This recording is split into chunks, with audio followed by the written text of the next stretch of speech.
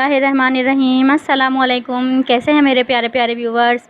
दोस्तों, आज मैं आप लोगों के लिए मीठी चटनी की रेसिपी लेकर आई हूँ, जो मैं आलू के समोसों के साथ बनाती हूँ। आप इसे पकौड़ों के साथ भी बना सकते हैं। चले आइए इसके इंग्रेडिएंट्स देखते हैं।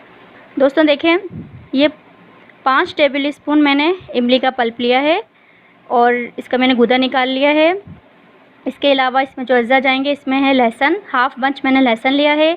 8 से 10 आप साबित लाल मिर्च ले लें और इसके अलावा अपने टेस्ट के हिसाब से ले लीजिएगा। और ये 1 टेबल स्पून ज़ीरा है, आधा कप चीनी।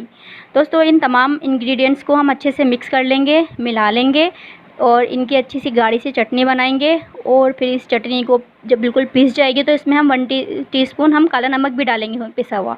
इन तमाम अज्जा को मैं पीस लेती हूँ और फिर मैं इसको पीस कर आपसे मिलती हूँ।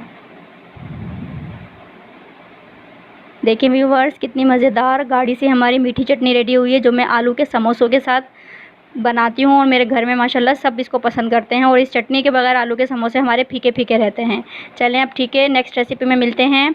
दुआओं में याद रखिएगा। मेरे चैनल को सब्सक्राइब, लाइक और शेयर ज़रूर कीजिएगा और साथ ही को भी प्रेस कीजिएगा। अल्लाह हाफिज़।